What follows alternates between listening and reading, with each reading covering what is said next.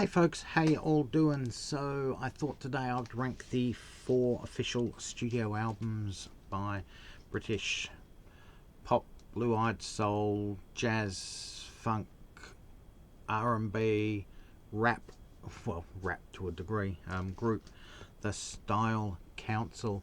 I've already ranked the studio albums of Paul Weller's previous band, The Jam, on my channel.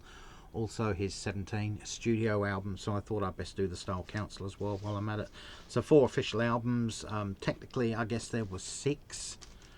There's that Decade of Modernism album, which was all acid jazz, house music, deep house music, which Polydor refused to release, which got released on a Style Council box set a few years later and has since been released on vinyl in its own limited edition thing, plus also the mini album introducing the Style Council, which was A-sides, B-sides of their first 3 singles plus remixes. Not going to do that neither, just the 4 catalogue albums by the Style Council from my least favourite to favourite. I don't think there'll be any real surprises here amongst Style Council fans. There's a certain album at the bottom which everyone would probably rate at the bottom. There's an album, the next 3 albums could probably go in any order for anyone anyway, I believe, but we'll see how it goes. I've actually got the US editions of Cafe Blur and Our Favourite Shop, which are called My Ever-Changing Moods and Internationalists. I'll show the track listings on them as we go through as well, and you can let me know which versions of the album you would prefer to listen to. I know which versions I prefer to listen to, and I'll get into that a little bit later. Anyway, at number 4 on my list we go to 1987 for their 3rd studio album, The Cost of Loving. In the UK this was just a plain orange sleeve. I don't know why Paul Weller wanted to do that. His dad always said you're hardly the Beatles. You know, your orange album, like the white album, isn't going to work. You're not as big as the Beatles. But Paul Weller didn't listen to advice. They had a plain orange label with not even the name of the band on. This is the international version, which includes a picture from the video of the It Didn't Matter single. So this album's got 8 tracks on it. It's just blue-eyed soul. It's all much of a muchness. It Didn't Matter was the big UK top 10 hit off it, which was a beautiful song. There's nothing really wrong with that song. The second single off the album, Waiting, it's my favourite song on the album, but it should never have been a single. It's just not even radio friendly, so God knows why they decided to do that. I think Heavens Above and or Fairy Tales, or maybe even Angel, would have made a better single release, but it didn't happen. Cost of Loving's a beautiful song. Right to Go is a terrible, it's a rap song. It just doesn't fit with the rest of the album.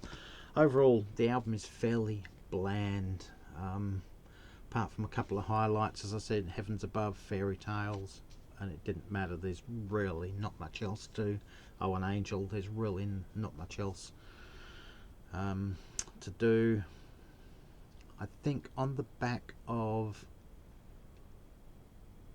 I think it's the Waiting single, there's a track called The Cost and The Cost of Loving. One's basically an instrumental version of The Cost of Loving from this album. The other is a slowed down, more mellow version, which I prefer to the album version. Overall this album would come in at about, I don't know, 4 out of 10 for me. It really doesn't even make the pass grade. Next 3 albums I love. It just depends what I want to hear at any given time as to which one comes 3rd, 2nd and 1st. But on this occasion I've got to put the 2nd studio album. This was released in 1985, Our Favourite Shop. Look, this is a great album. It's blue-eyed soul all the way through, every song. There's a couple of rock songs on here, very guitar driven. Internationalists, which I think has more in common with the Jam than the Style Council. Walls Come Tumbling Down would have been the biggest hit off here. The international versions had Shout to the Top as an added bonus to try and sell the album. It was a standalone single in the UK that replaced a stupid spoken word track by Lenny Henry called the Stand-Up Comics Instructions, which is probably only relevant to the UK market and UK at the time anyway, because he wasn't really well known outside of the UK at that stage, so that makes sense. It was replaced with something else worldwide. It's just a really, really good album. It's very political. It's very social conscience driven. Boy Who Cried Wolf was a single off here outside of the UK. I think it should have been a single instead of Come to Milton Keynes, but I guess that was relevant in the UK as well. Two tracks I think should have been singles off this album that weren't Luck, which I think is absolutely brilliant, one of the greatest Style Council songs ever, and Man of Great Promise. There's one instrumental on here, the title track, Our Favourite Shop. Really, really good album. So that's the Australian version without the Stand-Up Comics Instructions on it. The US version,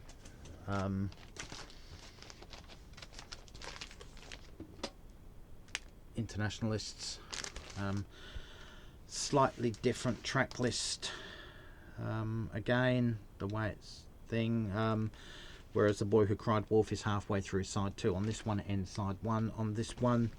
Shout to the Top's on here, of course. It's just Internationalists is the third song on side 1. It's just totally different. I do prefer this one and the UK one over the American, probably because the songs are all in too much of a different order on the American one, but I prefer the album cover, I think, on the American one as opposed to the UK one.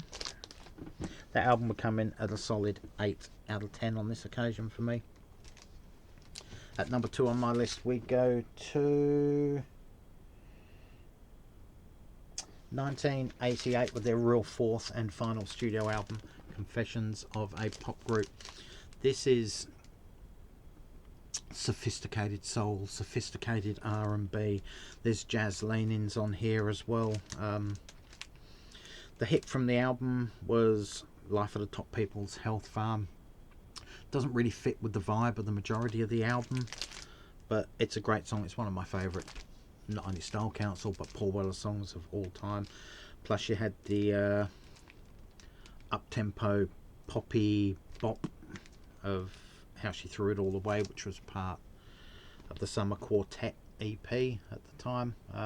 The first side is very mellow, very slow, much like the first side of Cafe Blur. It's a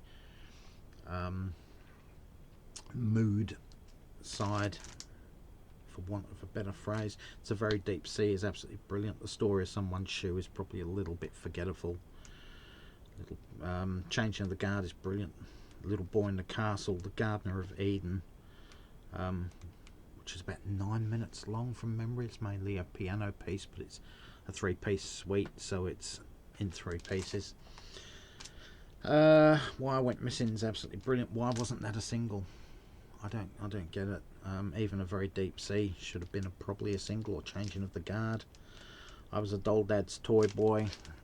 That's just doof, doof, doof, doof, just a pretty bad rap, in my opinion. Confessions of a Pop Group, that's about 6 minutes long, I think, from memory. Confessions 1, 2 and 3, absolutely brilliant. It's a really, really good album. As you see on the cover, DC Lee is strategically placed behind the piano. She was about 8 months pregnant at the time when this was recorded, so they're hiding her pregnancy, I guess. But yeah, a very, very sophisticated album. It didn't sell back in the day. I don't even think it made the top 30 in the UK. It was his lowest charting album up to that stage. I don't think people got it. The same as, I guess, I think the record company had had enough of Paul Weller at this stage. He'd released the substandard Cost of Loving. He'd released this, which people didn't get, and then he wanted to release an album of house music. You know, you're going to irk your label, basically. with that. But anyway, this is a fabulous album. This could have come in at #1. As I said, so could our favourite shop at any given time as well. But this one comes in at a healthy 9 out of 10 on this occasion for me. Which leaves my favourite Style Council album as being from 1984, their debut album, Cafe Bleu. The first side of this album is full of instrumentals. I think there's 2 vocal tracks on here, 3 vocal tracks, 4 instrumentals. They're jazz lean-ins. The Paris Match was originally on the Style Council et Paris EP with Long Hot Summer. Beautiful piano ballad sung by Paul. This one's sung by Tracy Thorn from Everything But the Girl, which is really good. Whole Point of No Return. That's a very politicised song. And My Ever Changing Moods. We all know the single My Ever Changing Moods, the fast up-tempo 70s R&B sounding song. This is a piano ballad with Paul and piano. I think it's better than the single version simply because you can hear the message coming through in the verses. That's that reason. Side 2 is more upbeat. It's got a gospel. Yeah, okay, it's a pretty lame little rap song. Strength of Your Nature is really funky. That's great, even though it's really repetitive. You're the Best Thing as well. Here's One That Got Away. That probably could have been released as a single. That's got a real good vibe to it. Head Start for Happiness. That's a re-recording of one of the B-side songs from the 12-inch of Money Go Round. That was originally a Paul and acoustic guitar. This one's full band. It's got verses sung by DC Lee, Mick Talbot and Paul Weller. Great, it works absolutely perfect. Council meeting closes the album off. Now the American version of this album was actually called My Ever Changing Moods. As you can see, totally different cover. I like both covers actually. I think both covers are really good. The track listing on this one is slightly different. You got a couple of those instrumentals taken or removed from side 1. We have the piano version of My Ever Changing Moods. This is the American one here. Replaced with the single version. As you can see on the end of that side down there, you've got Solid Bond in Your Heart has been added to the album. Dropping Bombs in the White House has been moved up the track order as well. As I said, there's 3 instrumentals removed from this. You've got You're the Best Thing opening side 2 being a single, and Mix Blessings is on here as well, closing off the album instead of opening the album like it does on the UK version. This album actually got Style Council sold Paul and Mick signed that one. In October of 1984, when I saw the Style Council at the Oxford Apollo, I think it was October the 16th or 4th, I can't remember. It was only a week or 2 after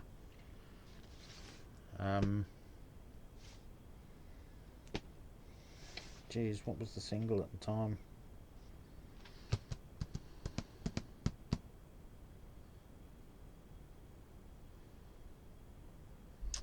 I think Shout to the Top had just been released as a single. That's what they were doing that tour for. But the album, I actually bought this from NME magazine, from their section in the back when I was in England at the time. Got it delivered and took it to the concert, and never met Paul, only met his dad, John. He took it backstage from me and got them to sign it and brought it back out, so that was good. But let's get back onto this. Cafe Bleu, this album comes in at 9.5 out of 10. Absolute masterpiece. You can see why he alienated his Jam fans with that album. But yeah, anyway guys, that's my ranking of the four studio albums by the Style Council. Shortly I will be doing a rankings video showing my 10 favourite albums ranked in order from 10 to 1 from Paul Weller's entire career. That one's going to be interesting. Haven't quite worked it out yet. I've roughly got it worked out, but not quite. So that'll be an interesting one over the next few weeks, maybe the next couple of weeks, depending how busy I am.